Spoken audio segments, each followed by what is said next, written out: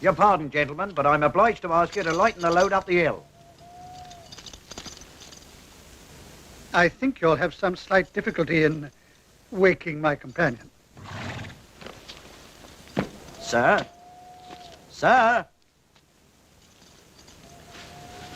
Wake up, if you be so kind, sir. No breakfast for me. I never take breakfast. Breakfast? We're a long way from Dover yet, sir. Then what the devil's happening? We are mud-bound, sir, and have been asked to lighten the load. Ah. Then it shall be lightened. A little help for hard-working horses is a worthy cause to one who detests work as much as I do. Indeed, sir. For a man of business like myself, it would be a matter of serious disability. No, I thank you.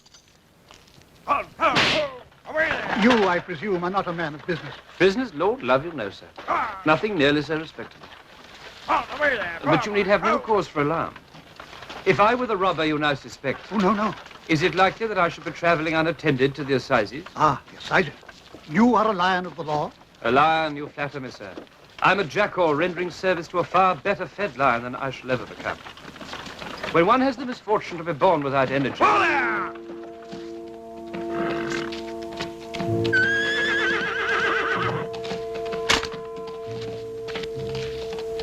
What do you say, Tom? I say it's an horse coming up at a canter, Joe. I say horse coming up at a gallop, Tom. Gentlemen, in the king's name, both of you. It would be useless, I fear, to assure you that this is no partner of mine. Ho there! Yep. You! Stand or I shall fire! Is that the Dover Mail? What do you want to know? Have you got a passenger, Mr. Jarvis Lorry? No, Carton. Sidney Carton is my name. I am Jarvis Lorry. Who wants me? Ah, it's Jerry, Master. Jerry Cruncher. I've got an urgent dispatch for you from Tea and Company. I know this messenger well, guard. There's nothing to fear. I belong to Tellson's Bank in London. I'm going to Paris on business. Wait, a crown for a drink. Hello, you! Yes? Come on a foot pace. And if you're wearing a pistol, don't let me see your hand go near it. Oh, hello, Master.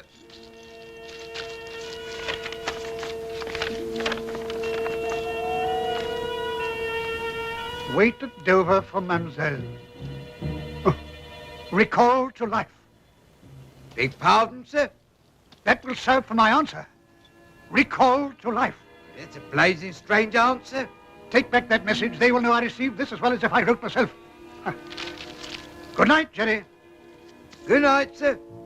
Called to life. Good, yes. Come on. Good.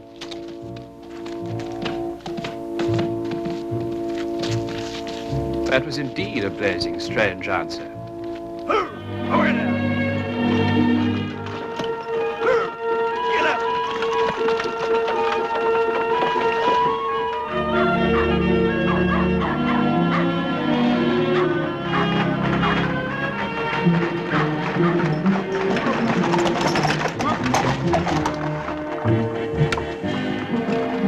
Morning, sir.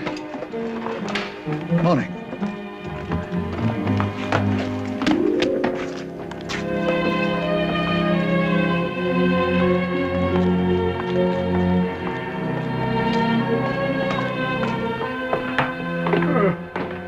I want a bedroom and a barber, Yes, Mr. Lorry. if you please. I wish accommodation to be prepared also for a young lady. Miss Manette.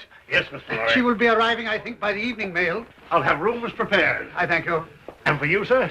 Nothing at all apart from a bowl of punch. No bed, sir? I seldom keep awake long enough to reach my bed. Nor, alas, can I look forward to the pleasure of being joined by a young lady.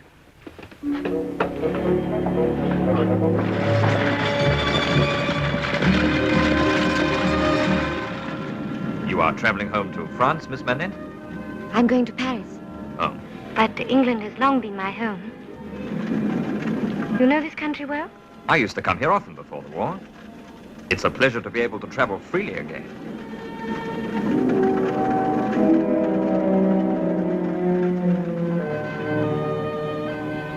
I fear this is my destination. Oh.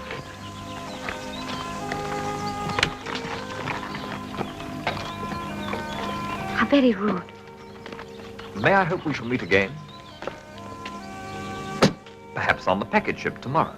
It would be a pleasure to me, Mr. Darnay.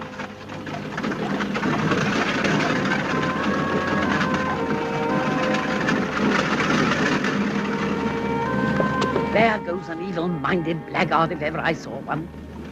Who, Mr. Darnay? Oh, I thought he was a most agreeable gentleman. No, not your Mr. Darnay, miss. The other one. Though I might have known you'd have eyes for nobody else.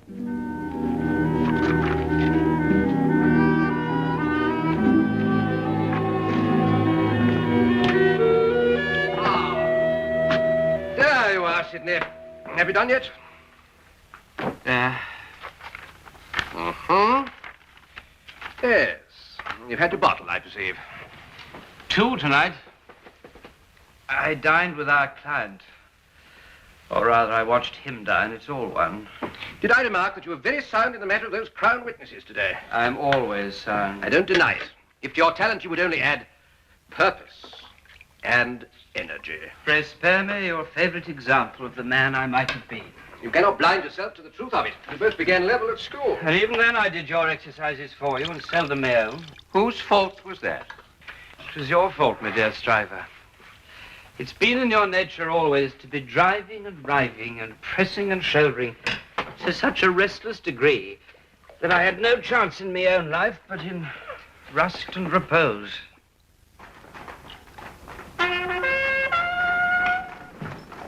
Is that the mail I hear? Yes. If I may point a moral, Sydney. Oh, hello. Hello. What a charming creature. Look, Sydney, here. Most picturesque. How say you? Oh, come, Sydney, show some taste for once. Isn't she truly delightful?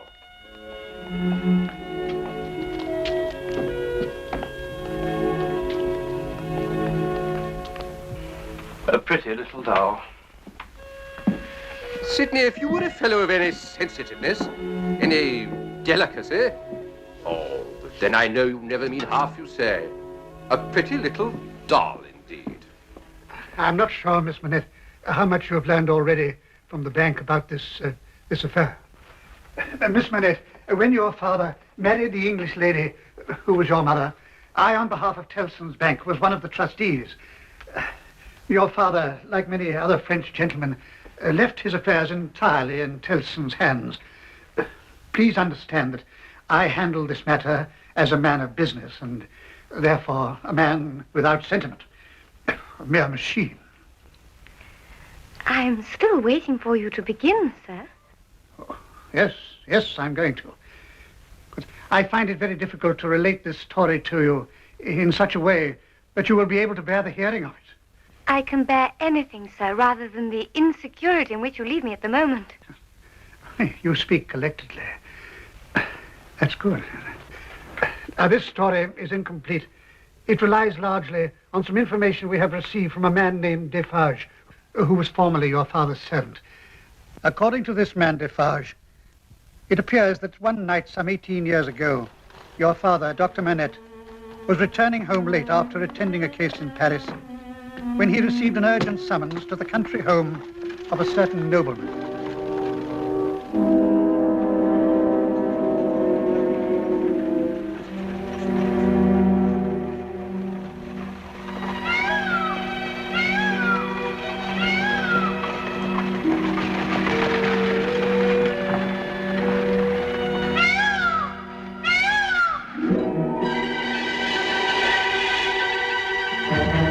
The patient was a young peasant girl.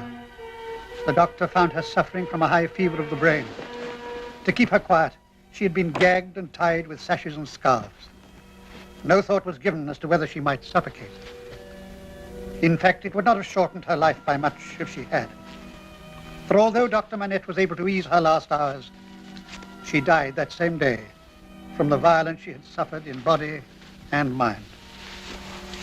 Nor was she the only victim of that young nobleman. In the stables was a boy of 17, her brother. He was dying from a sword wound. It was while Dr. Manette was attending him that he heard the full story from the servant, a man by the name of Gabelle. They were a family of 4, my master's tenants. Which means that nothing they possessed was their own, not even their bodies. The law allows a father no right to resist a claim on his daughter, but their father resisted. You're perhaps aware, Doctor, that these nobles have the right to harness a tenant to a cart and drive him like a horse or dog? Yeah, well, that's what happened to their father. This boy came here set on revenge, but my master's a skillful swordsman. Doctor! Yes, my poor fellow, I'm a doctor. Lie quiet now. Let me see to this. My sister. I've seen your sister. She is at peace now. My other sister. All alone. There's a second sister, only 15, God help her. Who told you to bring the doctor here? Monsignor, the boy is suffering so much, I thought perhaps Monsignor... Get out!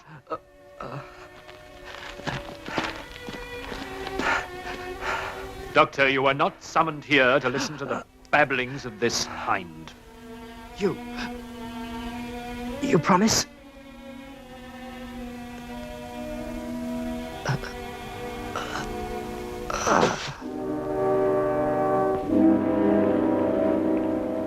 This boy is dead.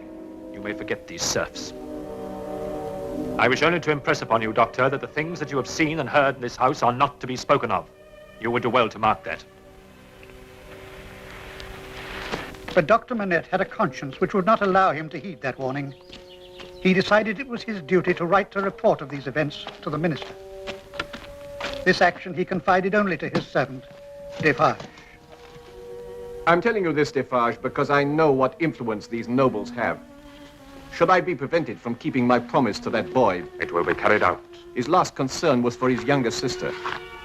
She is now alone and unprotected. I promised him I would do my best to save her from the sport of that gallant gentleman. My parents in our village, She would be safe there, I think. as safe as any child of the people may expect to be in this France of ours. Then tomorrow, Defarge, you will see to it. I must go to my patient. He went out of the door. He never came back. Murdered. No, Miss Manette. That was not his fate. What then was the manner of his death? Miss Manette, Miss Lucie, all this time we have had no word of what befell him after he passed through that door. We could only conjecture. We never dared to hope. And now, after 18 years, he has been found. He is alive. A greatly changed, no doubt. as who would not be after all those years in that vilest of prisons. Bastille. But he is alive and free. His old servant is taking care of him, that same Defarge. He later married the girl that he had protected, and they now keep a wine shop in Paris. It is there we are going tomorrow.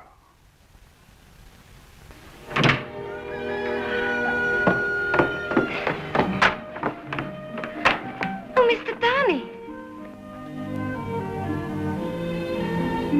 Oh. Madam? You are not Mr. Darnay. Mr. Carton. I'm so sorry. But at your service, nevertheless. I do beg your pardon, sir. I was under the impression that you were someone else. Would that I were. Providing always that my awakening was graced by so charming a lady. Oh, come away. The man's not yet sober. Two such charming ladies. Ah, you're ready. Now, where is that porter? Porter! Coming, sir. I've been to observe the sea. Our crossing, I think, should be tolerable. At last. And the lady's baggage, please. Oh, the good fortune of some gentlemen to be bound for France with a fair lady for escort. We are traveling to Paris, sir, on a matter of business. I see. Then may I wish you an agreeable voyage? And you, sir, an agreeable business trip. Goodbye, Prosy. Have a good journey home.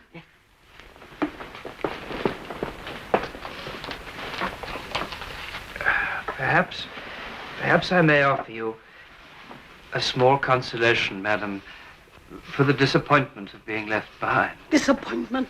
If ever it was intended that I should cross salt water, do you suppose Providence would have cast my lot on an island? What a strange prejudice. France has so much to commend her.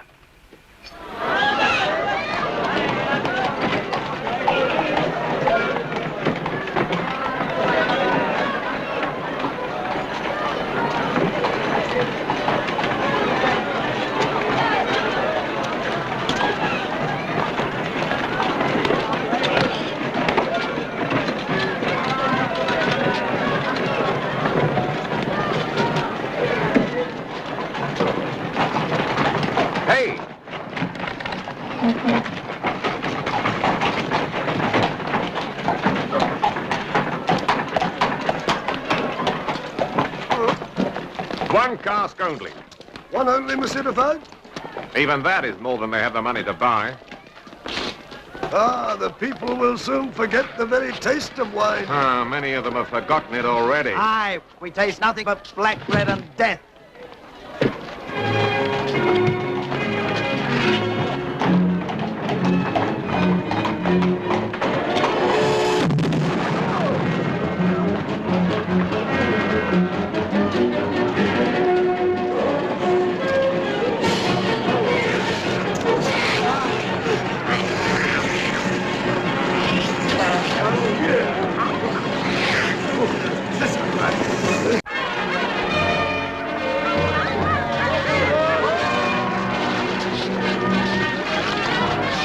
We'd do well to bolt the door. Once the tiger's tasted blood. Tiger. Poor crazed cattle.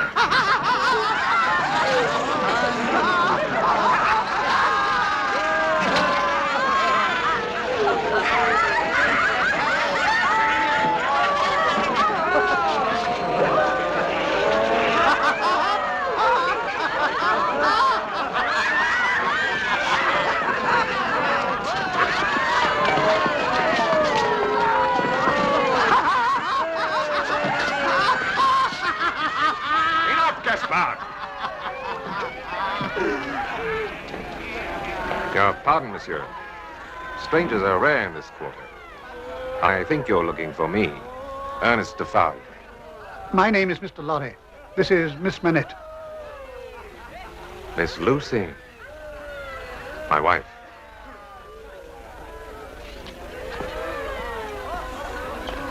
You'll have forgotten me, I think. Follow me closely.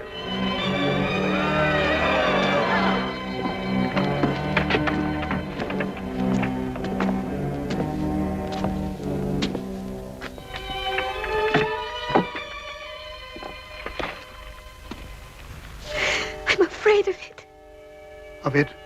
What? Of him. Of my father.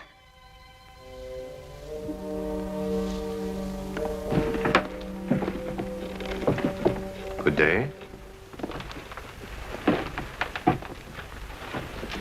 Still hard at work, I see. Yes, sir.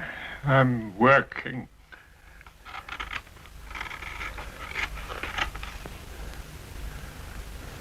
We have a visitor today. Show Monsieur that shoe you were working at. Take it, Monsieur.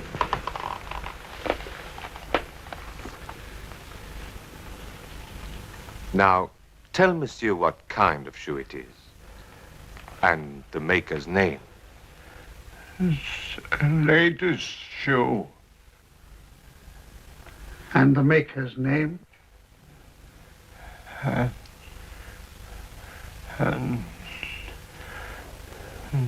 105 North Tower. Is that all the name you have?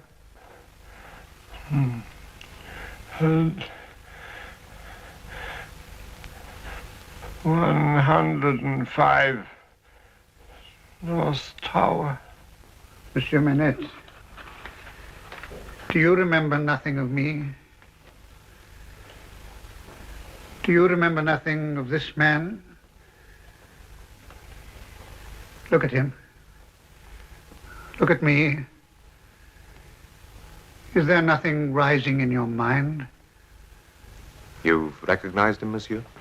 Yes. Just for a moment. I thought at first it was hopeless, but just for a moment. Shh. Back.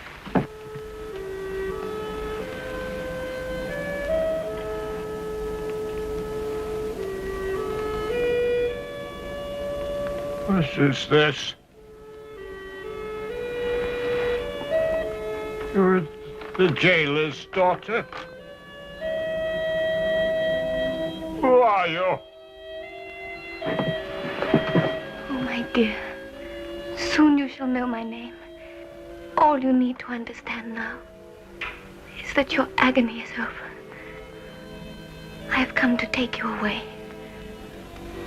Away from France to peace and rest.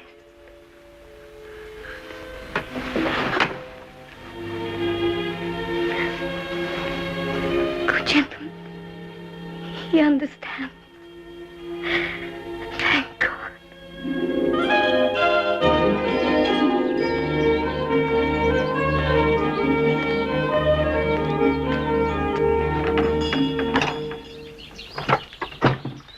Good morning. Is Miss Lucie at home? No, she's out walking with her father. How is Dr. Manette? Progressing. How else with such a daughter? He even talks of starting up in practice again. She's very devoted. Well, you better come in. Miss Pross, I have come here to ask certain questions of you as well as Miss Lucie. Of me? Do you recall a certain gentleman, a young Frenchman, who talked with Miss Lucie in the Dover Mail when you brought her to meet me? What if I do? He was respectable enough. Oh, quite. I agree. He happens to be a client of mine. Mr. Darnay? Charles Darnay. Now, do you also recall another passenger in the coach? Another foreigner? A man named Barsad? There was an evil-looking ruffian who never opened his ugly mouth. Seated beside Mr. Darnay? Yes, he was. Good. That is the evidence we want. What's all this about? I'm afraid, Miss Pross, my client finds himself in grave trouble. He appears to be the victim of a pernicious plot, engineered, I am sure, by this man, Barsad.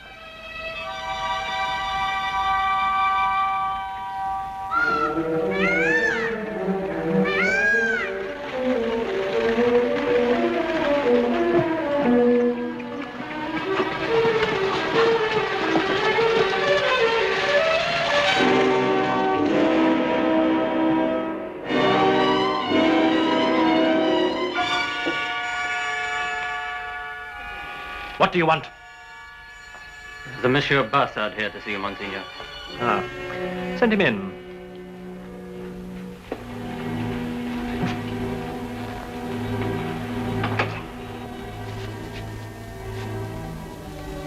Oh, Father, I hate him. I know, child, I know. But as long as they have these rights, you know what it means to resist. If only Monsieur Charles would come back. And he is already in prison? Newgate, awaiting his trial, eating and sleeping with the scum of the streets. Excellent. A nobleman condemned to live with cattle. My cousin will at last begin to appreciate the benefits of our own good French system.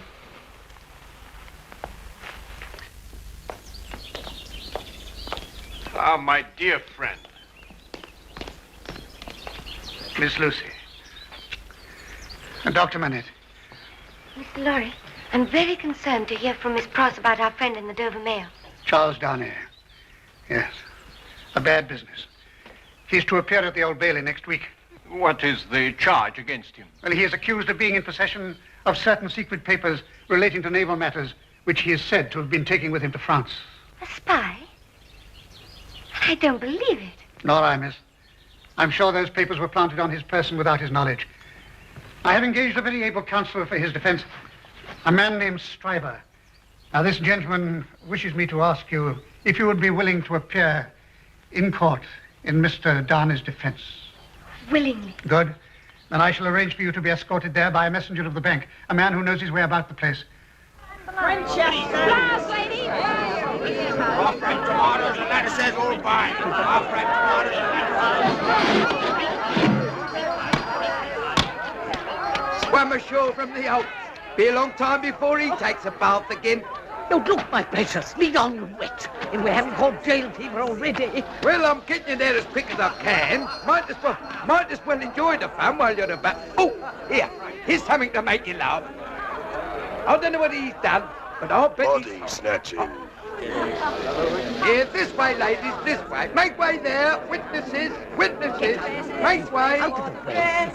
Follow me, ladies. Oh, no, we're too late. We'll have to wait till the prisoners go by. Which one's your treason, miss?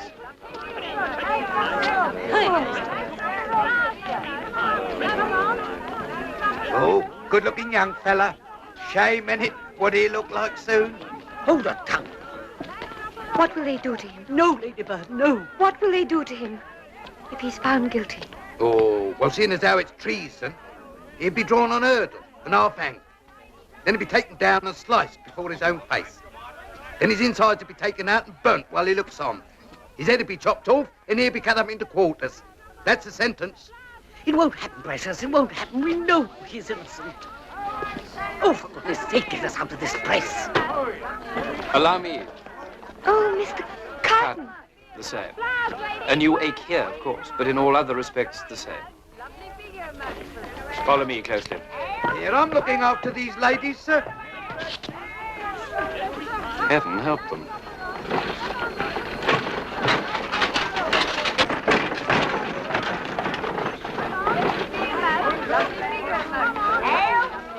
That is what we call the Tyburn Mail.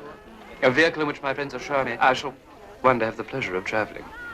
It's a false assumption. I live by crime in what is not only the easiest, but quite the safest way. This is where you'll go in. Mr. Lorry will join you as soon as he and friend Stryver have completed their business. Mr. Carton, are you acquainted with our case?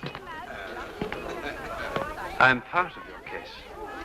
Where the great Stryver goes, there follows his jackal. I did not know. Mr. Carton. Please. You will do your best for Mr. Darnay. After such a request, I shall be doubly industrious on his behalf.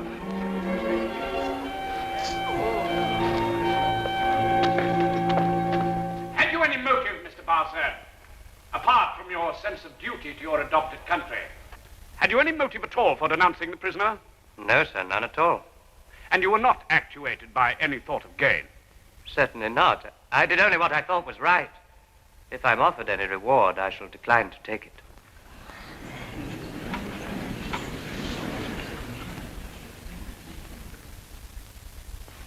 Mr. Barsad, what first caused you to suspect the prisoner of being a spy?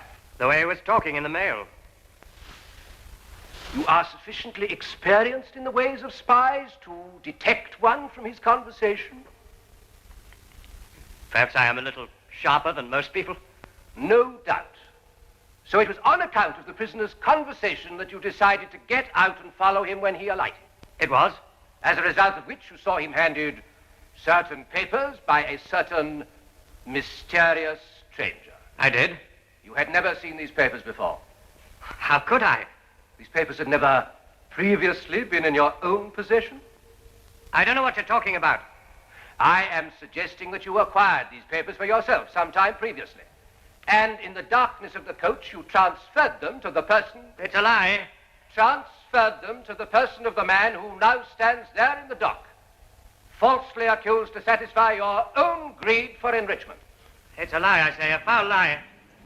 Those papers were given to him in the dockyard, and I wasn't the only one that saw it. I've said already I've no wish for any reward. Miss Manette, we have heard some evidence as to your conversation with the prisoner in the Dover Mail. Is there anything of which we have not heard? It is impossible, sir, to recall every word. Impossible or inconvenient. I will endeavor to refresh your memory. Did you and the prisoner hold a discussion about the recent war with America? Yes, we did. Speak up, please. Now that I have recalled your mind to that event, perhaps you'll be able to tell us what was said about the war with America. The gentleman tried to explain to me... You mean the prisoner? Yes, my lord. Then say the prisoner. The prisoner tried to explain to me how that quarrel had arisen. He said... Yes? He said that as far as he could judge, it was a wrong and foolish one on the part of England. Silence! Anything else? He added, but there was no harm in the way he said this. It was said laughingly and to beguile the time. What did he add? He added that he thought perhaps George Washington might make as great a name in history as George III.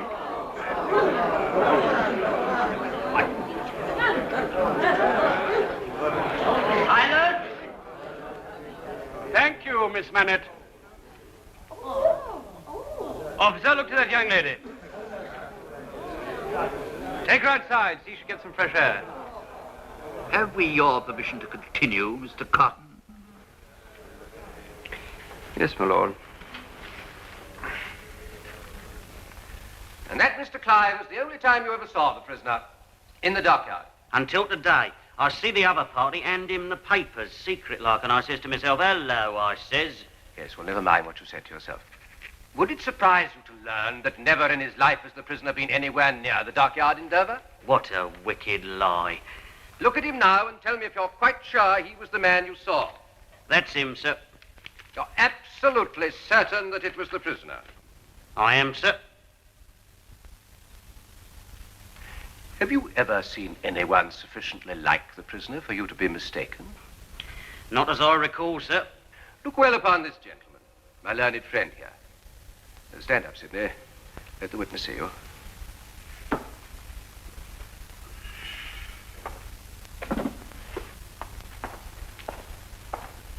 That's right. Remove your wig.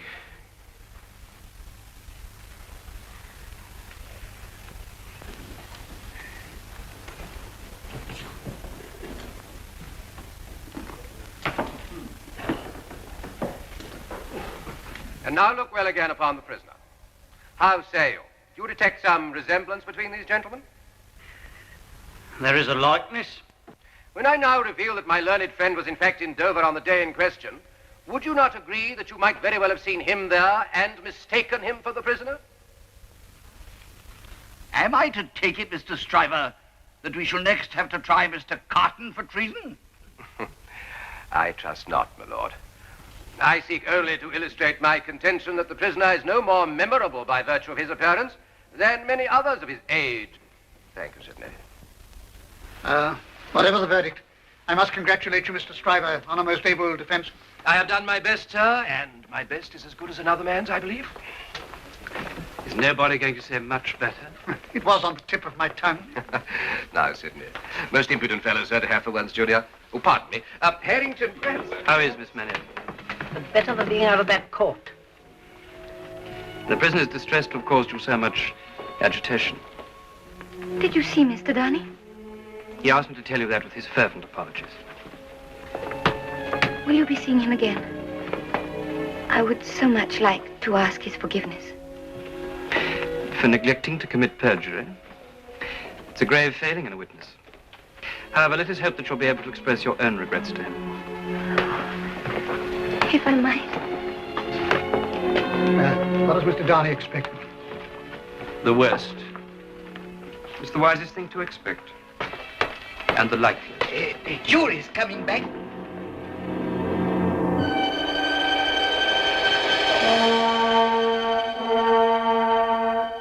Have you reached a verdict? We have. How say you?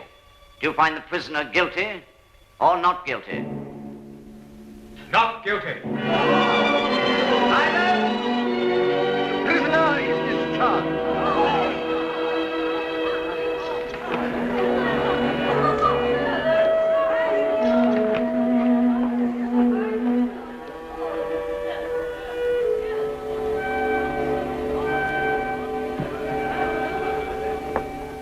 I am only just beginning to feel that I belong to this world again. It must be an immense satisfaction to you. As to me, the greatest desire I have is to forget that I belong to it. It has no good in it for me, except wine like this, nor I for it. So we're not much alike in that particular. Indeed, I begin to think we're not much alike in any particular, you and I. I'm glad the jury thought otherwise. I believe it was our likeness which turned the scale against Barsad. Mr. Barsard's a very dangerous fellow. You must be on your guard against him. Huh. I don't think he'll dare denounce me again. Nor anyone else. You've deprived him of a very good living. Then perhaps my ordeal was worthwhile. Don't take this too lightly, my friend. One acquittal usually means ruin for a common informer. Mr. Barsad will have to take his revenge quickly then. I leave in a few days for France. No doubt you'll soon be back. Does this country not hold a certain irresistible attraction for you? Why don't you call a health, Mr. Darnay? Why don't you give your toast? What toast? It's on the tip of your tongue. It ought to be. It must be. I'll swear it's there.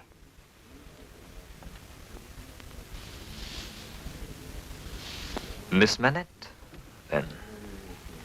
Miss Manette, then.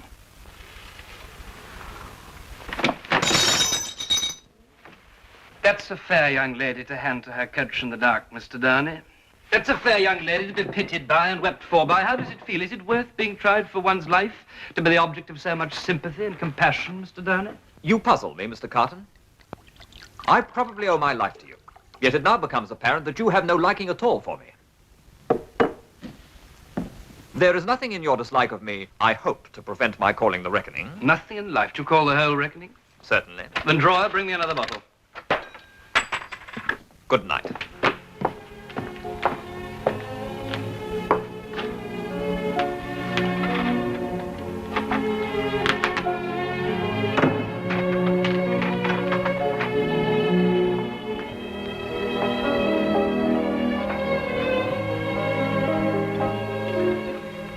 Why should I like a man because he resembles me?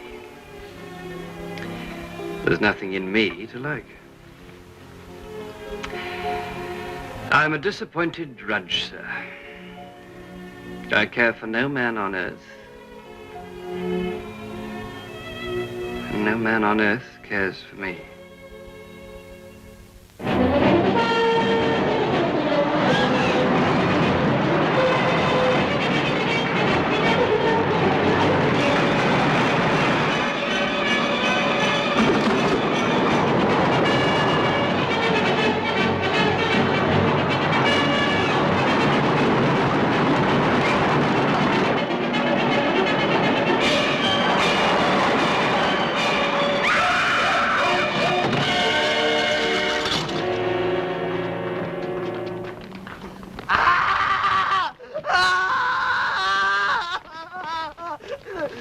has gone wrong?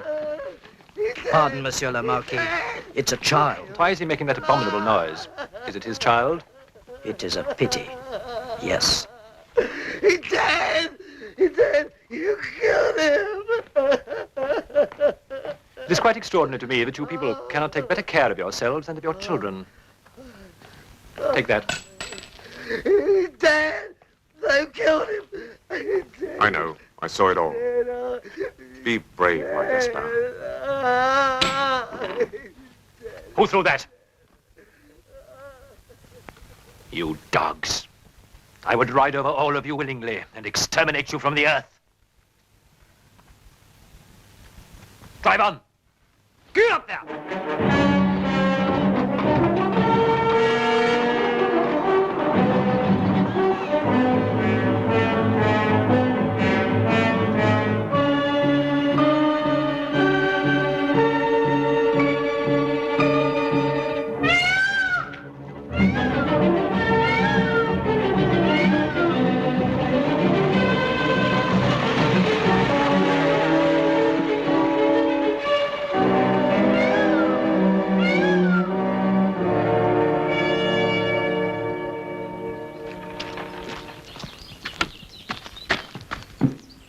Ah, there he is, fresh from his English jail. Charles.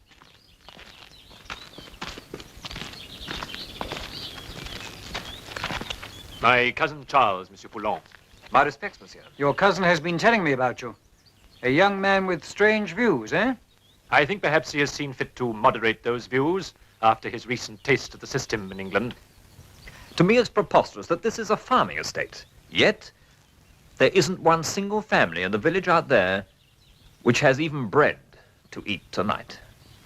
Let them eat grass. That's what I always say. Let them eat grass. Well, Charles, judging from your recent conversation, you do not appear to have learnt very much from your little lesson. You speak, sir, as if my misadventure in England was not entirely chance. I warned you, my friend, I will not tolerate the spreading of disaffection among my tenants. You needn't concern yourself any more on that account. I am here only to collect my few small belongings, after which you'll see no more of me. You will forgive my idle curiosity, but how do you graciously intend to live? I must do what the noblest of my countrymen may have to do one day. Work. In England, for instance? Yes, in England. With a name as hated as ours, France holds nothing for me. In England, I have another name. You may as well know now, my visit there was for the express purpose of planning my future life. We must not keep you from her a moment longer than necessary. Goodbye, sir. Goodbye.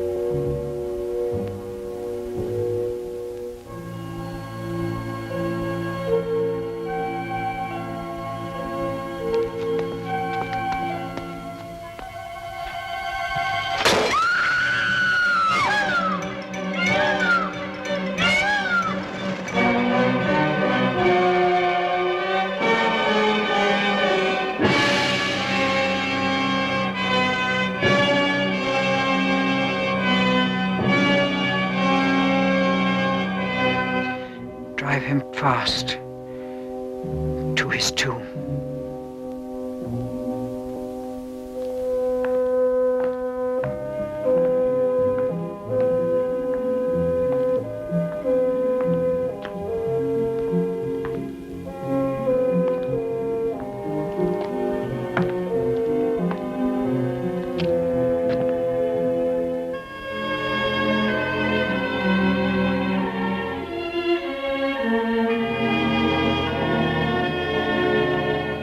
Here again.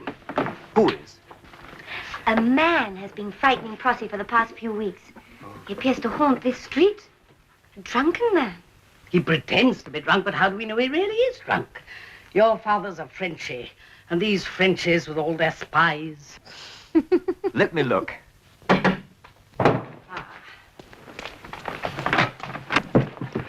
I wanted the doctor. Come quick. Yes, I'll come at once, Mr. Miller. You run on back, have some water on the boil. Right. I'll walk with him. Keep an eye on him, just in case. That drunkard's gone. Don't wait up for me. Good night, my darling. Good night, Miss Pross. Good night. Good night, Miss Pross. Doctor, I've been awaiting an opportunity to ask if I might come and see you in private. You're ill, Charles? Oh, no, sir. It's not my health. Ah. Then if it's what I think, you better come before I take surgery in the morning. Thank you, sir. I appreciate your understanding. If you ask me, he's hiding behind that tree. There, he moved. I knew it. He's very intoxicated.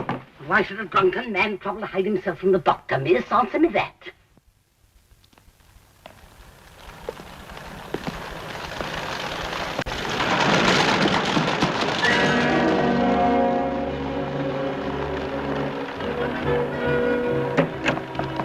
Stop. It may be a trap. Can't cross him. He's hurt.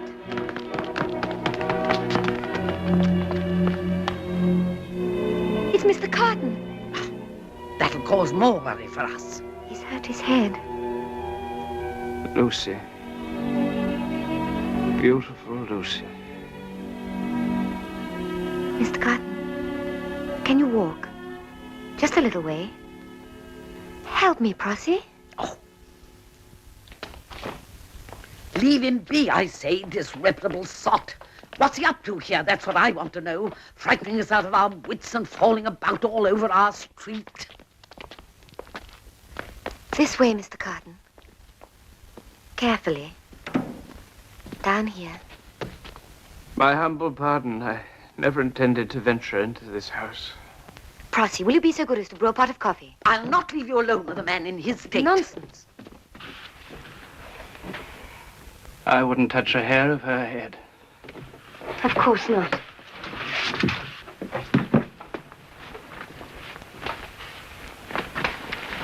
It's a very bad bruise. I must bathe it. And then some ointment. I'm not worthy of your kindness. Oh, it's not much to do. Mr. Carton, do you reside hereabouts?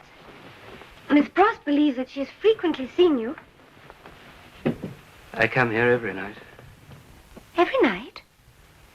Here? To be near you. Get drunk. Must be near you. My pardon. I alarm you. There's no necessity to be alarmed. I love you. No harm to it. Never ask any return. I did not know. Why should you? It's ridiculous. A beautiful girl. Sweet and beautiful. No good drunken waster. Do you know what? Head back. If you said, return that man's love. Ridiculous. But if you said that, I wouldn't let you. No, I wouldn't let you. I'd only drag you down into misery and disgrace. Why am I telling you all this? I never meant to speak of it. Now that I know, is there not some way in which I may help you? None hopeless. When I first saw you, I thought, just for a moment, I thought, I knew then. I tried not to think of it again. It's hopeless, too late to start again, to strive again. But you can't, you're young. Too late, a dream, all a dream ends in nothing. but a beautiful dream. You inspired it. Then have I no power for good with you? No power at all? Keep my secret. Never share it. Never forget it. You promise? That I promise. Willingly. It's all I need. All I ask. A small matter. When I die, one good thing to remember. My name, my faults, my miseries, all carried in your heart. Never shall I forget. Anything ever I could do for you, keep in your mind. Know that I would do it. Anything. Enough. Useless talk. I only distress you. Not worthy of such feeling. What's this? I have coffee to sober you. Who wants to be sober?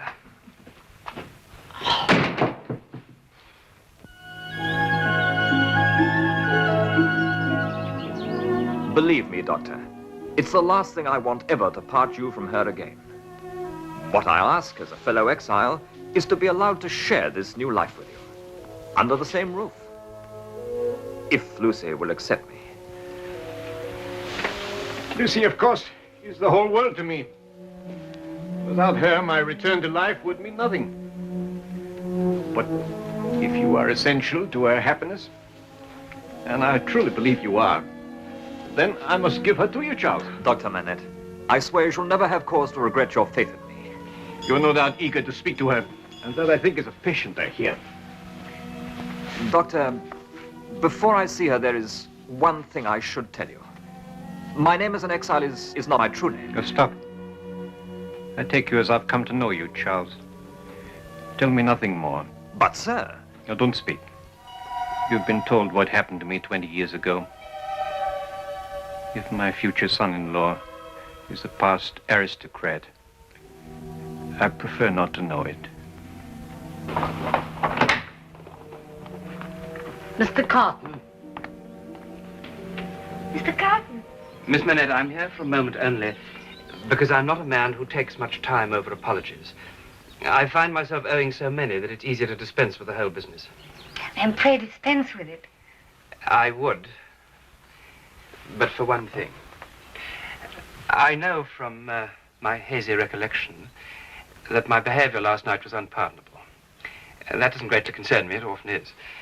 But you made me a certain promise, which I recall as clearly as if I'd never taken a glass of wine. It shall be respected. Thank you. That was my chief concern in coming here, lest you might simply have been humoring a drunken fool. Is it not often said that the truth emerges at such times? And truly said. Miss Manette, in all my drunken babbling, there was not one false word. That's what I wanted you to know. You may rest assured that I shall never refer to this again. Charles. Come in, Darnay. I was about to take my leave. Goodbye, Miss Manette. Goodbye, Mr. Carton. You're not your usual loving self today, Miss Pross. No invitations to coffee. Oh, wait. What is it now? Something I should have remembered to tell Mr. Darnay.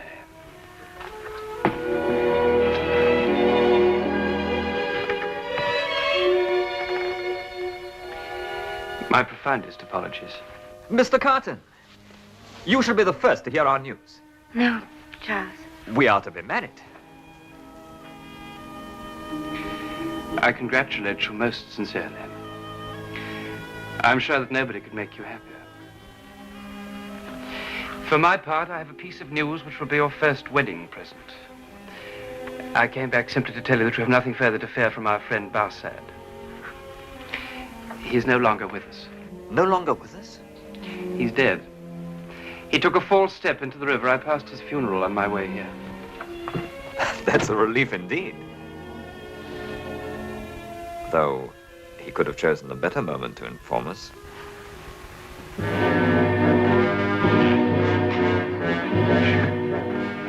Are you sure this is the right one? It's Barset's grave, all right. I saw him buried myself this very day. You said he was only a little one.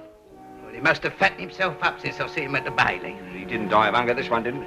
Well, come on, let's have it.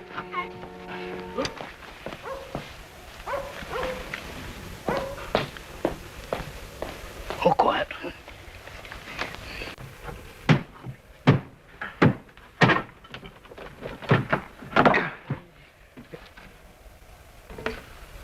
And how much is that worth to them medical doctors? Eh? A slippery wiper, swindling honest tradesman. First one I've met that didn't turn up at his own funeral. It's on account of his dirty trade. Lost his reputation when they acquitted the French in. Now he has to make a new start. Let's put him back. Just like that bastard. Can't even be trusted to croak.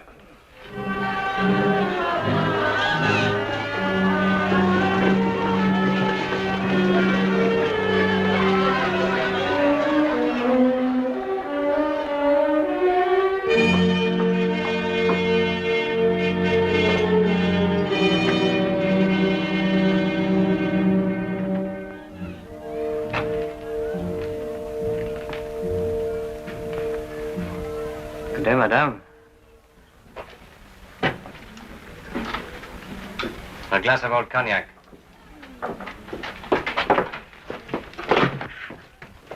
They have taken Gaspard. Oh.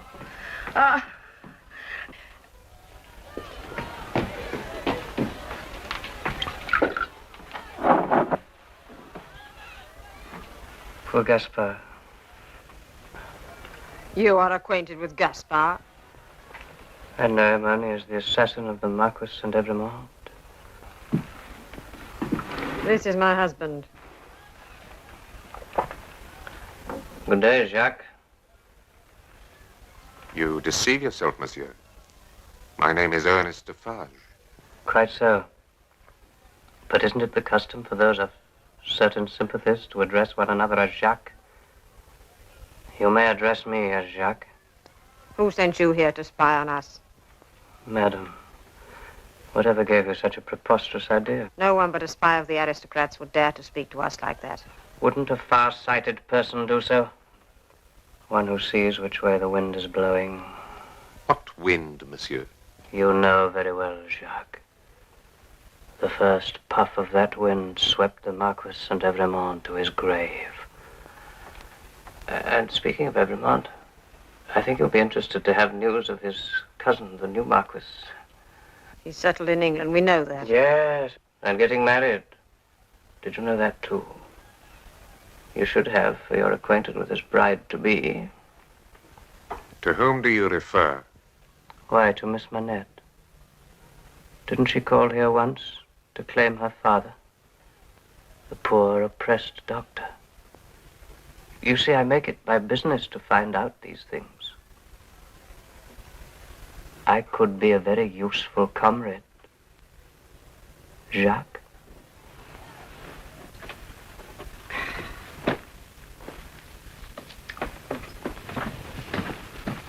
Never before have I unpacked for a man. Oh, cheer up, Miss Pross. Honeymoons go all too quickly. We shall soon have him back with us. Have the guests all gone? Mr. Carton is still here. He found it necessary to take a little nap. I'm sure he did. Why our ladybird ever wanted to invite that tosspot to her wedding, I shall never understand.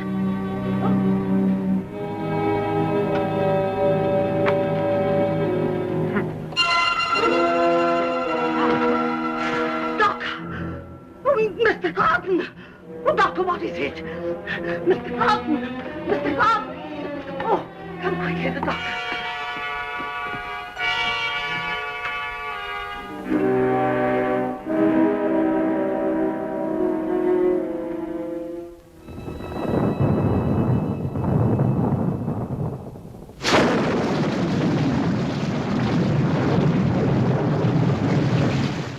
To me, it seems almost a symbol.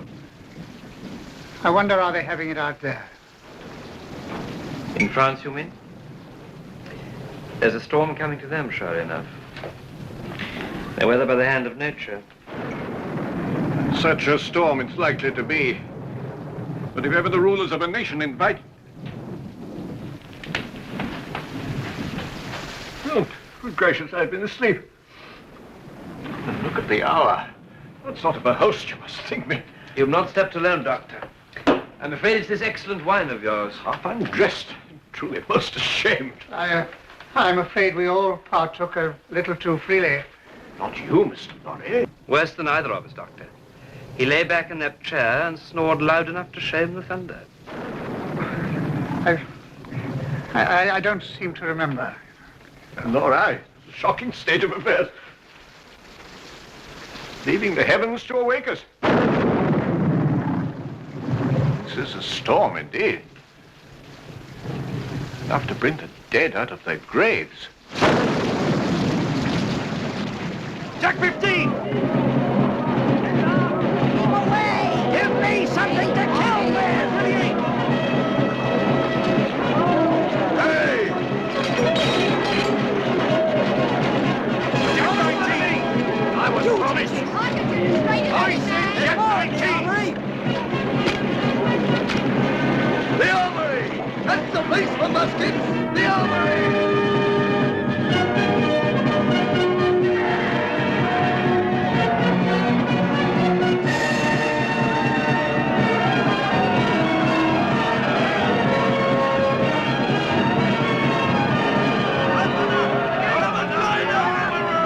Stand away! We shall fire! Fire! I said number 2 company! Fire!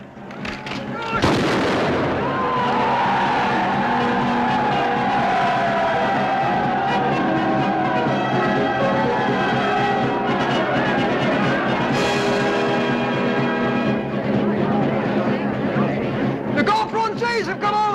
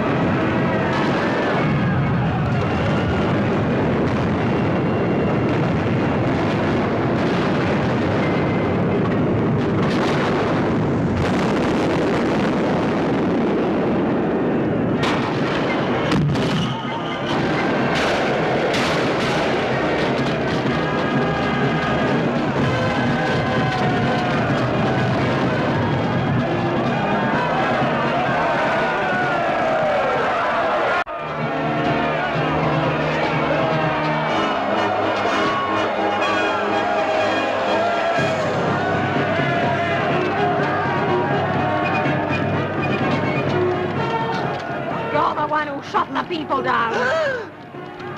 Stand aside. Show me the North Tower, quick! What? What is the meaning of 105 North Tower? What is the meaning? Does it mean a captive or a place of captivity? Or does it mean you want to die? Kill it! It is a cell number. Show it me! Follow me. Come on!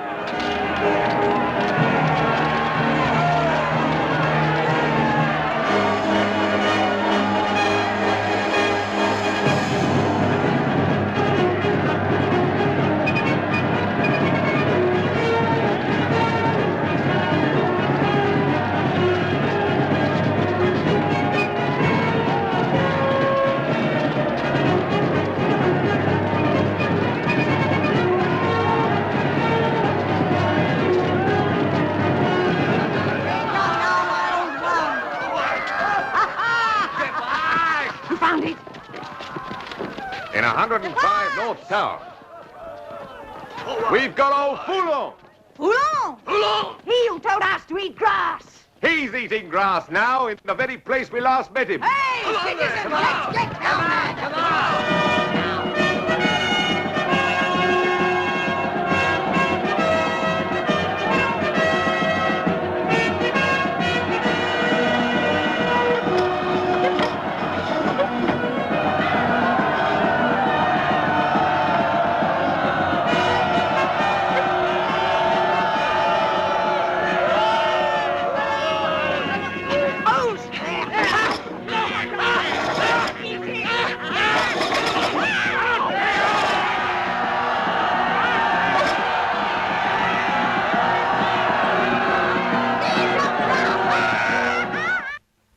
Lorry, can you not wait a little longer before you must leave for France?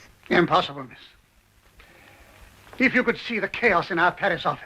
Now it's spread to all the countryside, there'll be danger in every mile beyond Calais. I think they would be too busy with their own affairs to interfere with an old fellow like me. I'm taking Jerry Cruncher with me as a bodyguard. I wish we could make you change your mind. No, I've delayed this visit too long already. Even as I'm talking to you, Paris may be afire or sacked. Our customers' property burnt or plundered. You cannot save it. Maybe not, Charles. But in a tidy business way, I can see that all changes of assets are truly recorded. If there's anything of yours that I may look to... There is nothing of mine in France.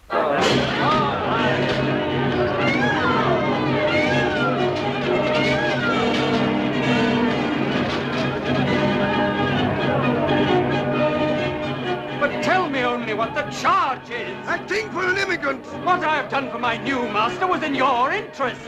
But let me only write to him. Father! Oh, not my daughter. Hold me responsible if you must, but what has she done? What have any of these others done? Father, don't let them take me. Oh, don't blame her. What have these others done? What have any of these others done? You ate, whilst we starved. Hello, Carton. I'm afraid Lucy's out. She and the doctor. I made sure they would be out before I came here to deliver this. I was visiting the bank this morning and saw it awaiting you in the rack. How did you know it was for me?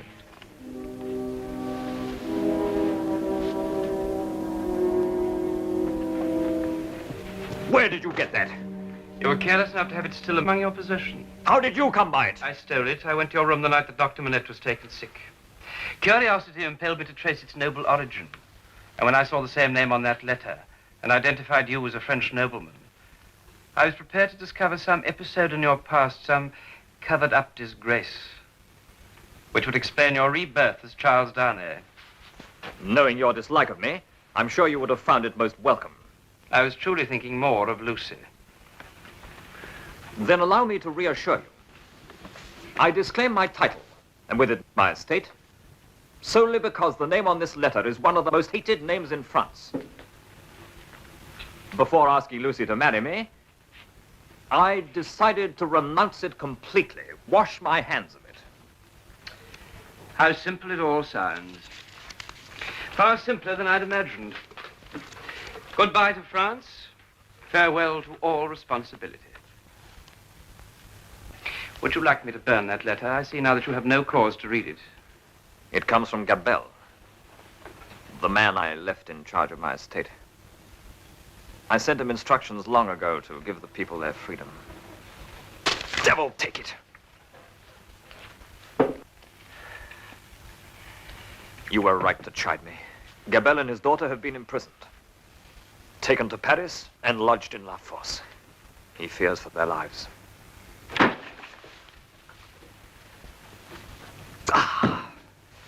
I have been selfish.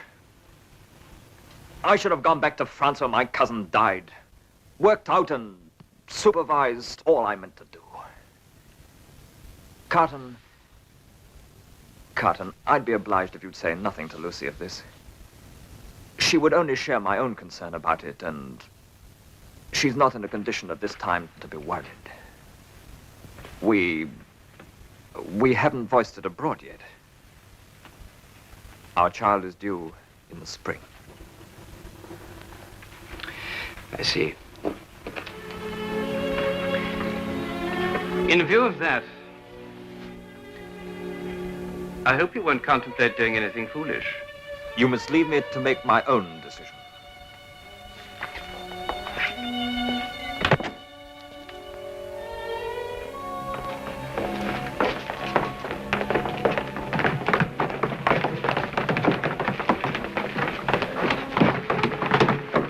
Lucie. Oh, Sidney, forgive me for disturbing you at your work. My work? But you did once say if there was anything you could do for me. Anne meant it. Charles has gone to France. You'll see why. Some servants are in danger. Sidney, I must go to him. I understand I need a permit. I would have gone to Mr. Lorry, but unfortunately he's in Paris already.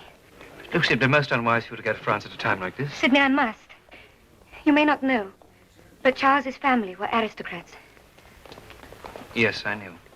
You knew? Then you will understand. But you can't. Sidney, I must. I know he's in danger. I must go to him.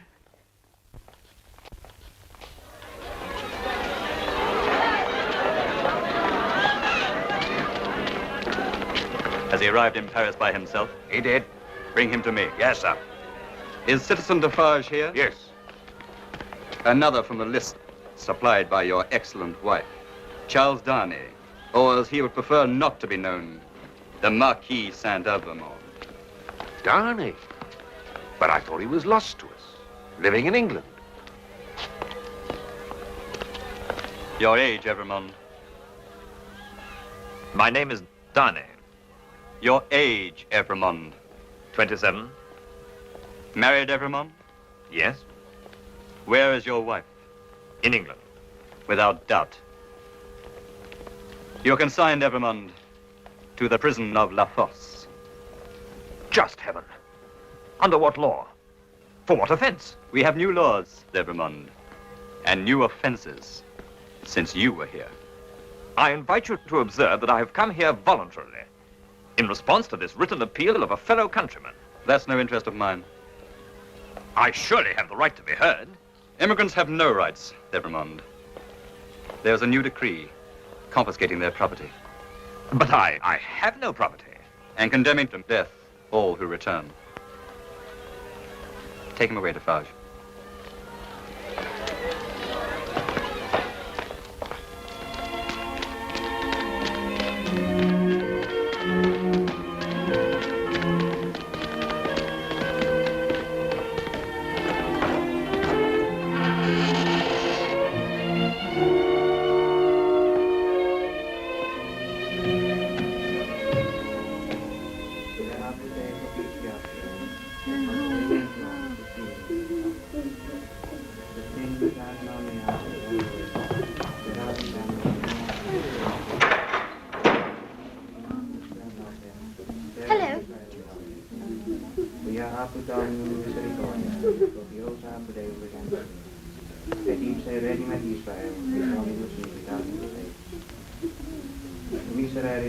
Monsieur Charles. Marie. It's good to see a friend. Though I wish it was somewhere else. Tell me, your father? Ah, I'm too late. Yesterday, I asked to be tried with him, but they wouldn't listen. Thank God at least for that. My cause is yours, Marie. And it's a good cause. We'll go out free together. You do not know them, Monsieur Charles. What did he ever do except be kind?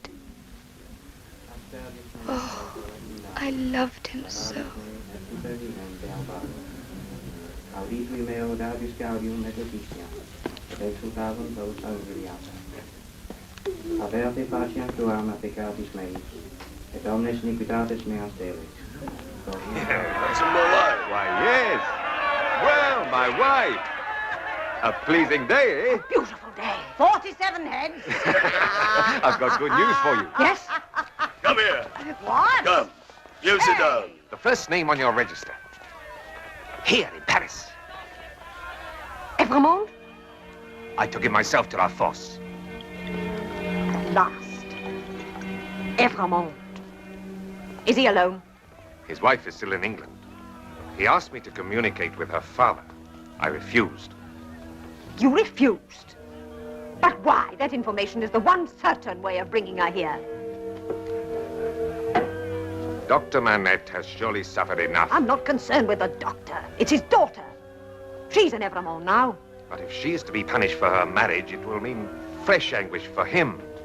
Anguish? You talk to me of anguish.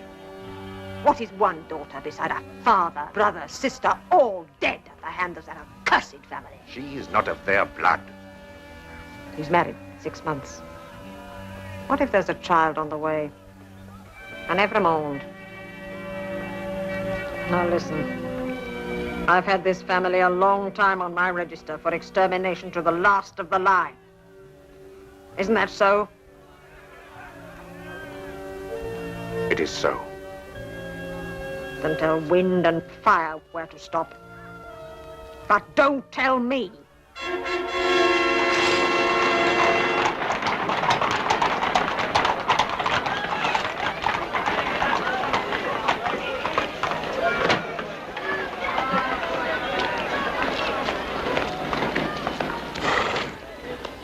Alexander Manette?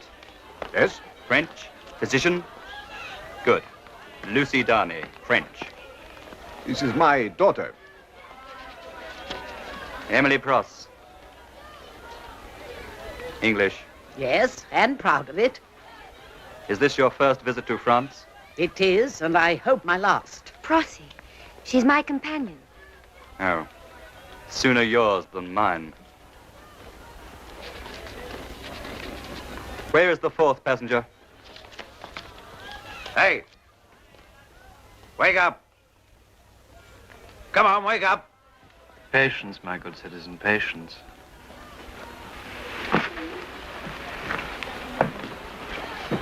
It's bad enough to rob a man of his dreams. Don't put your hands on me. I am no aristocrat. That's very true. Sidney Carton, advocate. English. What brings you to France? Your wines, my good citizen. What else?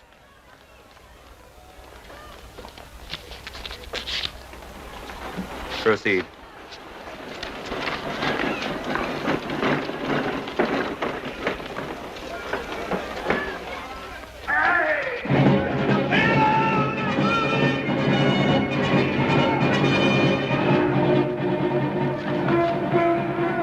They're back, master.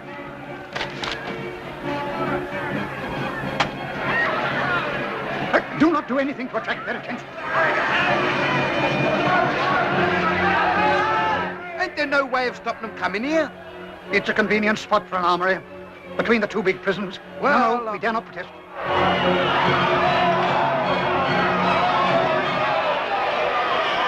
There's blood on them blades. It's too horrible to watch. Yeah, it is, isn't it? I'm like you, master. Scares me to the marrow, but I'll just have to gotta keep on looking.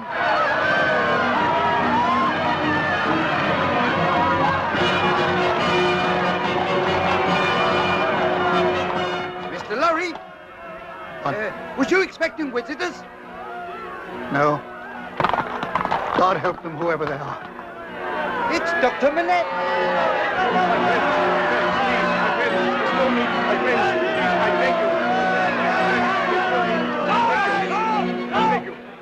This is a prisoner from the Bastille.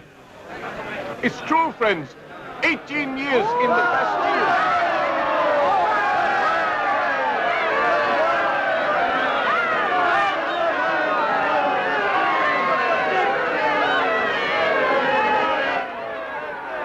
Can these be the people I used to know? Brutality, I fear, only leads now to more brutality and worse.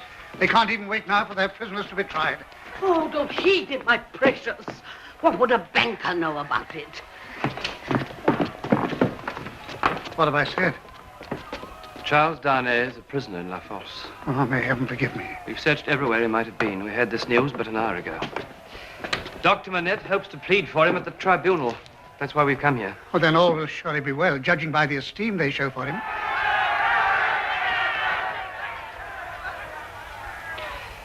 If we're still in time.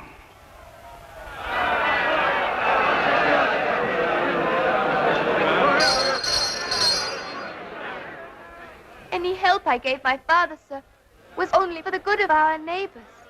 He was a kind man. He did his very best for them.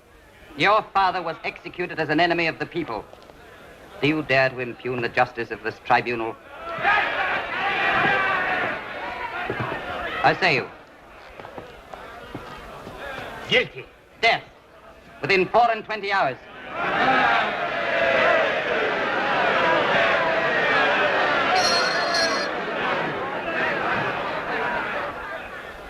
Charles Evremond, called Darnay.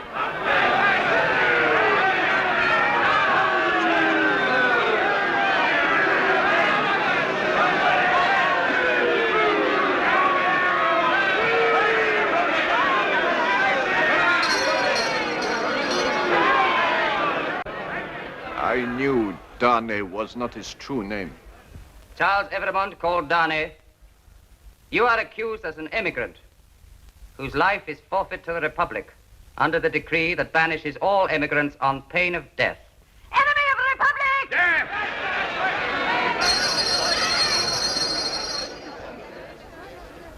What have you to say, emigrant? I submit that I am not an immigrant. I left this country more than a year ago to live by my own industry in England, sooner than live on the industry of the overladen people of France. Have you any proof of this?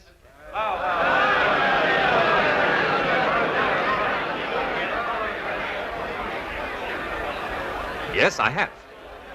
The truth of my statement will be confirmed by Dr. Manette, the good physician who sits there.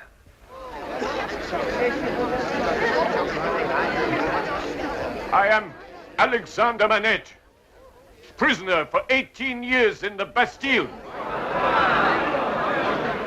I was released nearly 2 years ago and settled in England. The accused was one of the first friends I made there. He has been faithful and devoted to my daughter and myself in our exile. And she was a witness in his favor when he was tried for his life by the aristocratic English government as the foe of that country and friend of the United States. You have heard enough. We find the accused not guilty.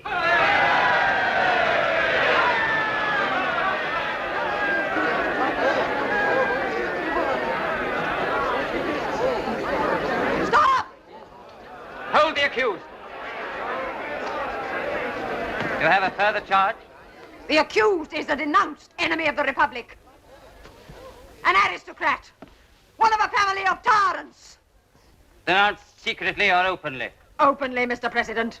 By whom? Alexander Manette, physician.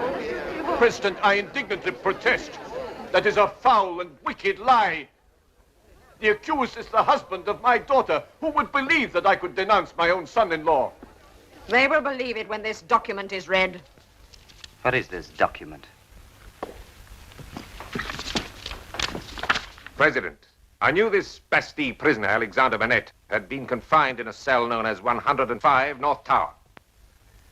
On the day the Bastille was taken, I examined that cell. Hidden in it, I found that document.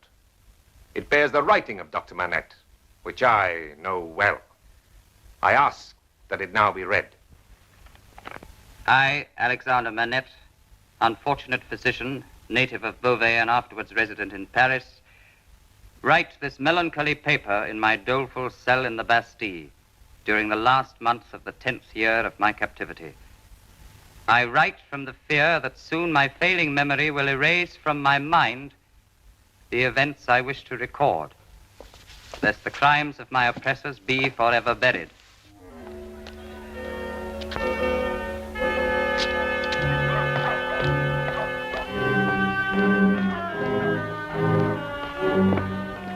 There he goes.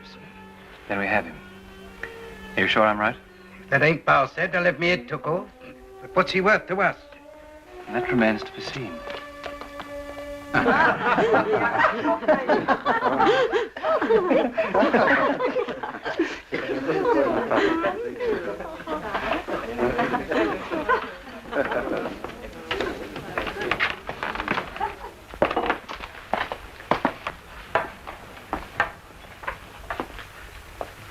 Mr. Bassett, you remember me? You mistake me for somebody else, monsieur. My name is Solomon, Jean Solomon. I beg your pardon, that was tactless. You would appear to have become a person of some importance, Mr. Solomon. May I venture to ask what function you perform? I have certain duties here with regard to the interrogation of prisoners. I might have guessed it. A spy. A secret informer. Just like our old friend Bassett. I've told you that's not my name. Who said it was? There was a man of that name who somewhat resembled me, but he's been dead and buried these past 18 months. It is possible, Mr. Solomon, that I might have to ask you a favor. Some slight recompense for my tact in forgetting certain particulars of your past. Don't you dare to threaten me, Mr. Carton. You remember my name. I am flattered. I'd have you know that I stand in high regard here amongst the people who count. Excellent. That makes your friendship all the more valuable. Regard it as a game of cards. The stake that I resolve to play for, in case the worst happens, is a friend among the people who count. And the friend I propose to win, Mr. Solomon, is you. You'll have to hold a good hand, Mr. Carton. I do. Firstly, I'm an Englishman with no axe to grind in France, and no cause to represent myself under another name. That's a very good card. My second one, Mr. Solomon, now in the employ of the Republican French government, who was formerly Mr. Bassett, in the employ of the aristocratic English government, enemy of France and freedom. That's an even better card. You think I should play the ace, Jerry? You play it, Mr. Carton. Then fill up our friend's glass and let the ace be played quietly. That same Mr. Bassett was at one time in the employ of no less a personage than the late Marquis Saint-Evremond. For the love of heaven, be quiet. I think Mr. Solomon requires his cognac, Jerry. What do you want from me? Nothing at all, I hope. That will be determined by events now in progress. I was brought to my living grave here in the Bastille with only one remaining hope, that my servant, Defarge, may have been successful in saving the poor, hapless girl who alone was left of the family exterminated by that young nobleman. He and his descendants, to the last of their race, do I now denounce for the crimes of I denounce them to heaven and to earth. This is a tragic and frightful testimony indeed. But in the name of justice, I must observe that Dr. Manette, either by reason of his failing memory or because it was unknown to him, makes no mention therein of the name of this nobleman he has denounced. I will name him. And no one in the world has better cause. For I was that young girl who was the last one left alive in that family. It was I who was rescued by Defarge and brought up in the village by the fishermen. That father, driven to death in the shaft, was my father. That mortally wounded boy in the stables was my brother. And that poor, outraged peasant girl was my sister. Do you think I haven't cursed again and again the name of that vile monster? He was the cousin of the accused, the Marquis Saint-Evremond.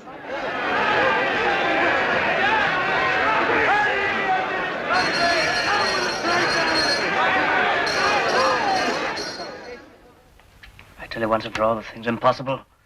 No prisoner ever yet escaped from La Force. Who spoke of an escape? Did you, Jerry? Not me, Mr. Carton. Let's hope there won't be no need for an escape. Amen. So you see, Mr. Solomon, we all three sit here around this table, hoping there'll be no cause to trouble you.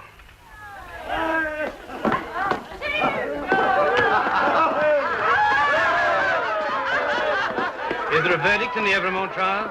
Guilty! Yes, in 24 hours.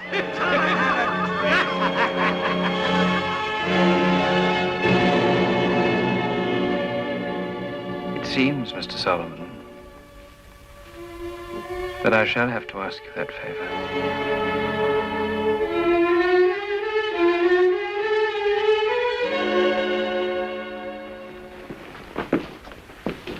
What happened? Oh, my precious. Oh, Prosy. My father is ill. The shock. If he could only regain the power of speech. You must have some sleep. And after he's slept, perhaps. You must rest now.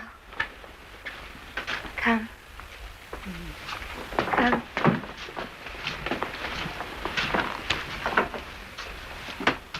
It's happened again. I feared it when that vile woman denounced the family of Evermond. The family?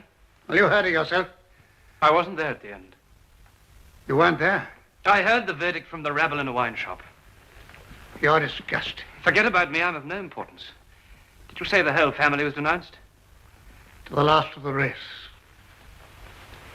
You realize, I suppose, the danger in which this puts Lucie? Oh, thank God her relationship is by marriage only. Lucie is carrying a child in Evermond.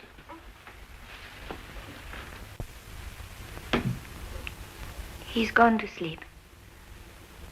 Almost at once. Like a child. It's the best thing we could wish. Sidney, you're an advocate. You must know. There must be some form of appeal, some chance of a reprieve. I think perhaps there may be. Do you? Do you really believe that? We shall do all that's humanly possible. Better get a little sleep yourself now. He wouldn't want you to fret and worry. No. I think perhaps I may sleep. Now. Lucie.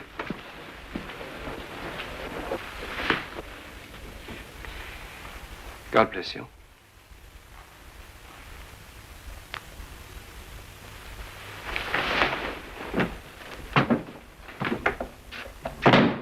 How can you be so unkind, so heartless? You know as well as I do. There isn't a chance of stopping this execution. None whatever. Then why raise the poor child's hopes? Mr. Lorry, you could waste all night taking me to task, and we haven't that much time. Will you please attend to everything I have to say? Ask me no questions, and give me the promise which I shall exact from you. I have a reason. You understand now that Lucie is in grave danger. It depends upon you, and you entirely, to save her. Heaven grant that I may, Carton. But how? I shall tell you how. I don't think I could depend upon a better man. Early tomorrow, have a coach and horses ready for a rapid journey to the sea coast. Then it's been starting trim at 10 o'clock. It shall be done. Tell Lucie tonight what you know of the danger to her child. Say that her father's in danger too. Press upon her the urgency of leaving Paris at that hour. Tell her it was her husband's last arrangement. Tell her that more depends on all this than she dare believe or hope. I will. See Lucie and her father into a coach out here in the courtyard. Take your place with them. The moment I come to you, take me in and drive away. I may not be in a condition to assist you. Don't look at me like that. For once in my life, I am quite sober and deadly earnest. Promise me, solemnly, that nothing will make you change my instructions. I promise. Here, then, are my papers. Take them and keep them with the rest. You may need them tonight. It's dangerous to be abroad in Paris without papers. You are not to question my instructions. Remember your promise. I shall remember it. I hope to do my part faithfully. I hope to do mine.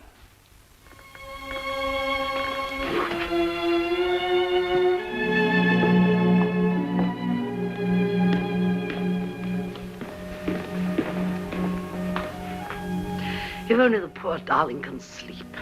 Ha! That one's a lot of good at a time like this. Going out now to get drunk, I suppose. No, Miss Pross, no. Not this time. The bravest, the best of us all.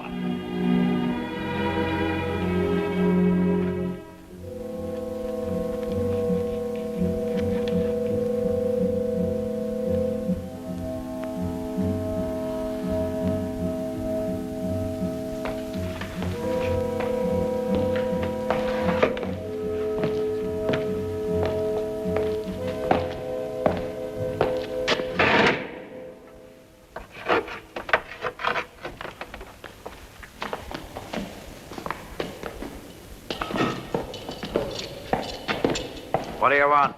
Who's this? He's a friend of Evremont. He's English. Evremont. Poor old Evremont. He's got permission to say goodbye to him. Looks as if he has been making a night of it. Trying to keep his courage up.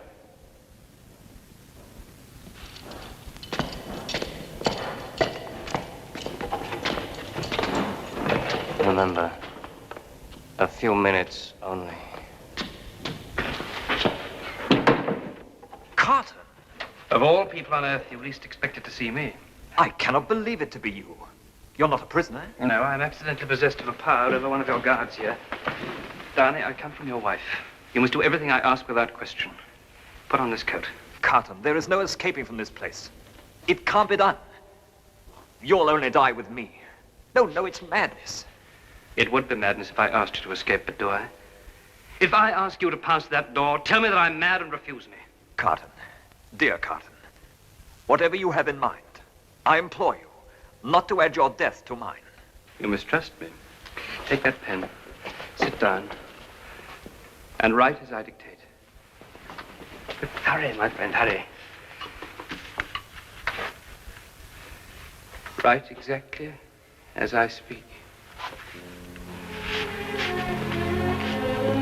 I knew it was not in your nature to forget the words which passed between us long ago.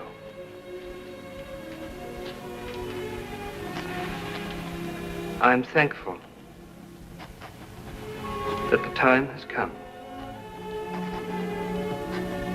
when I may truly prove them. What vapor is that? Vapor? I'm conscious of nothing. Right on. That I do is no subject for regret or grief.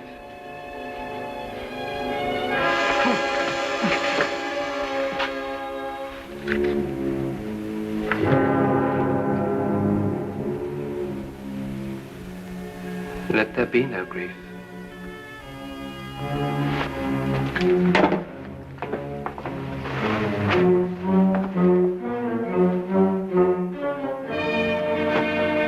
Ah, Therese, I was just coming for you. I saw you here. I've some business to do before I go to the guillotine today. But today is your day of days. I shall be there for the 23rd head. Ah, Evremont. That'll bring the loudest shout. What I have to say is not for the ears of my husband. Huh?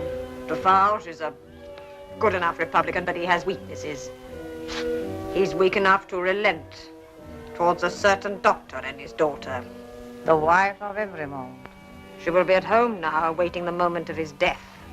She will be mourning and grieving. Yes, and it's an offense to mourn for an aristocrat. She will be in a state of mind to speak against the justice of the Republic. And I shall be there to hear.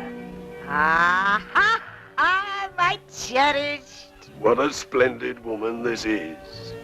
Take this. Keep my usual place for me. But you won't be late. I shall be there when his turn comes.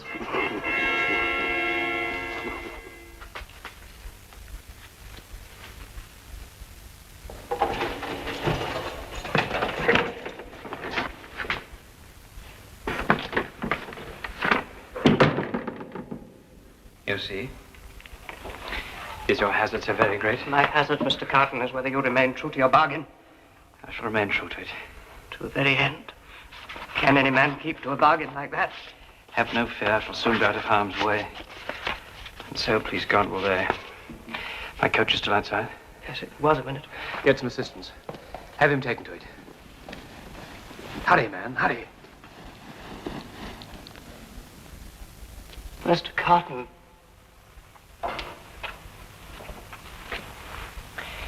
Tell them to take him to Tilson's bank. He has friends there.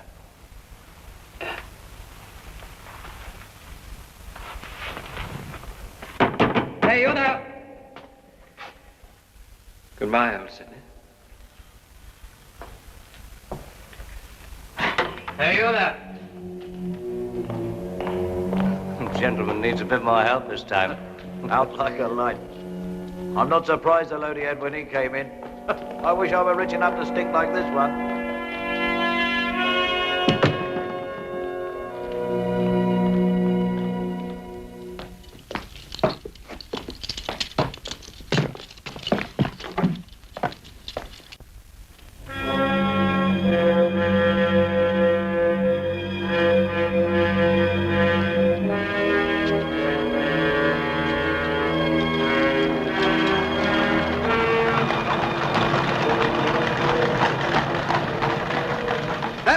Mr. Carton. All right. Put him in this coach. He can sober up on the journey. Right. You have your papers all right? And Jerry's? Yes, don't bother about us. We can look after ourselves. You and Jerry will follow in the second coach. Now go and send Miss Lucie out immediately.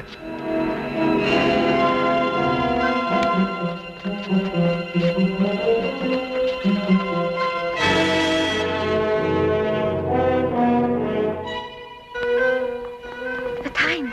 It's so near. You must go quickly. Has Mr. Carton returned? Come, this minute. Wait! Quick! Stand aside!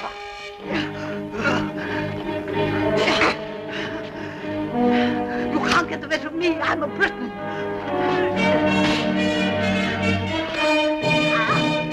I tell you, that terrible woman in there with Crossy. We can't leave her alone. All right. Jerry will look after her.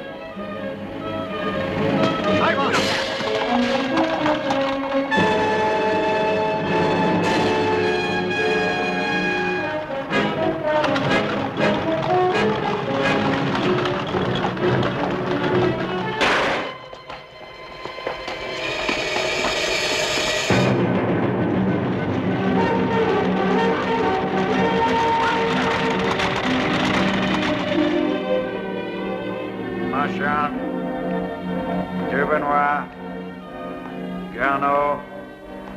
Gabelle.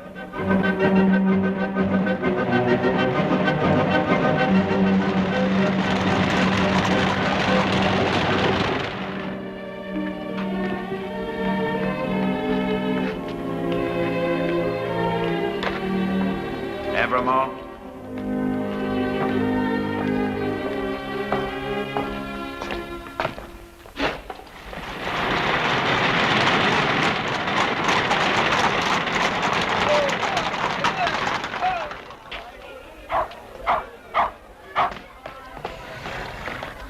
Four travellers to England. Jarvis, Lorry, banker, English. That's me. Alexander Manette. Alexander Manette.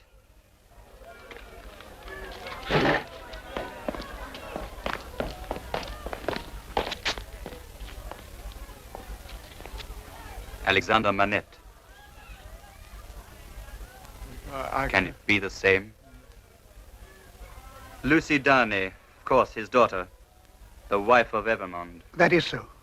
Evermond has an assignation elsewhere. Sidney Carton, advocate, English.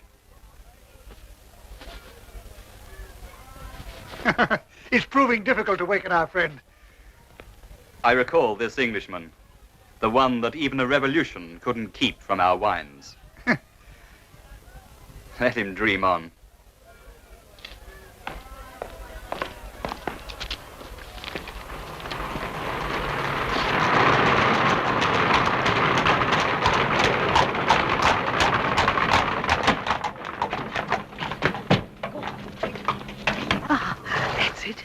Ah.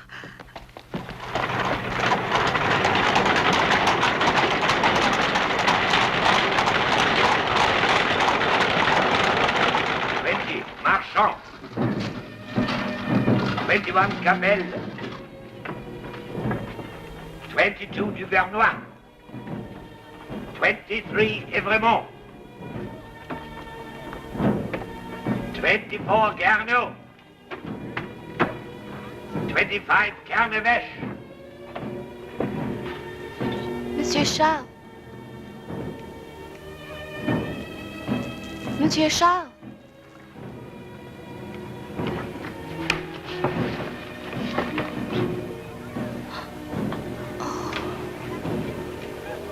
I thought you were Citizen Evremont. And who shall say I'm not? You? Are you dying for him? And another. May I hold your hand, stranger?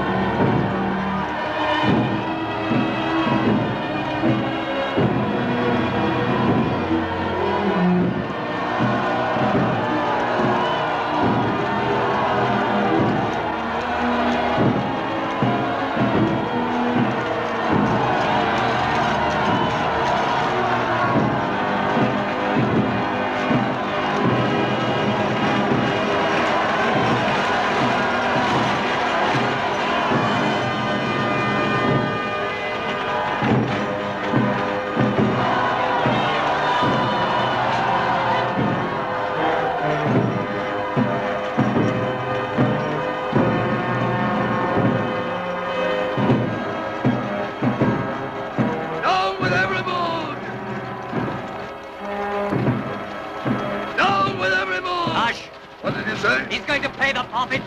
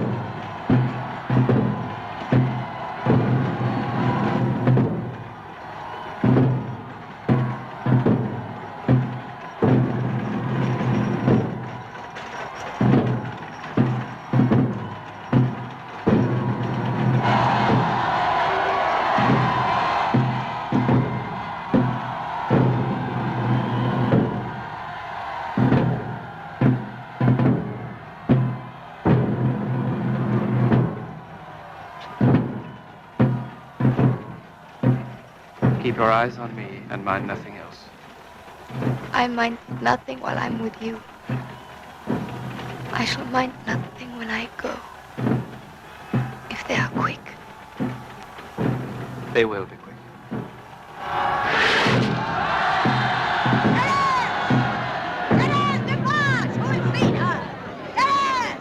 She's never missed before. No, she won't miss this time.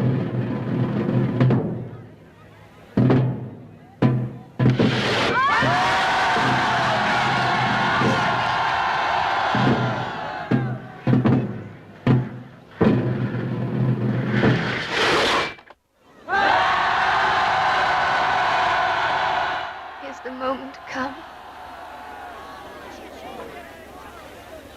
It's come.